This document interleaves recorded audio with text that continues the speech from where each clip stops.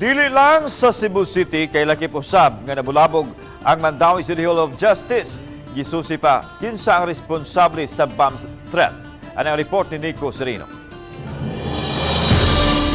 Pasado alas 2 kagahapon sa hapon na dawat ang alarma sa Mandawi Hall of Justice. Gipaagi sa text message ang impormasyon nga giingong adunay bomba sa sulod. Taod-taod milanat ang pagsiksik sa Intiro Building. Usa ka member sa atong City Prosecutor's Office, no?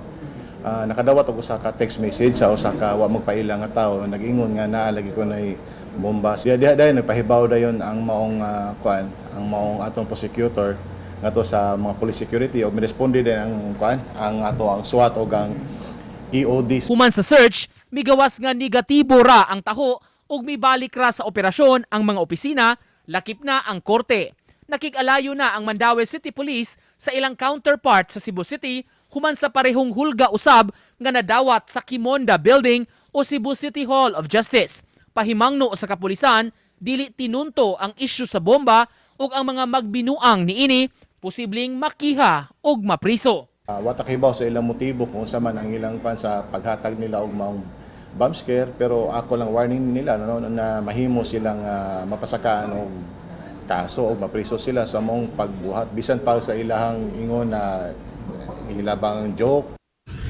Samtang sa Cebu City Police, padayon sab ang investigasyon sa bomb scare. Gitawagan na ang numero nga nagpadala sa mensahe apan dili na kini makontak.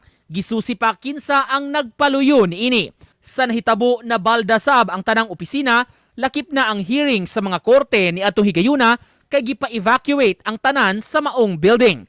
Matud sa kapulisan, posibleng pagpanghadlok ra ang gihimo apan wala sab nila gipakagamay ang nahitabo. Basig na siya kalagot sa mga kimunda sa mga judge unsa ba? Pero dili gyapon nato siya ikuan sir. Nga kita for granted ba kay kuya magyapon nang yang mga kuanot yang mga treat ba? Marasag mga tutuanan ba? Uban ni Marlon Melgazo o Cleofer Lumayag, Nico Sereno. Balitang Bisdak.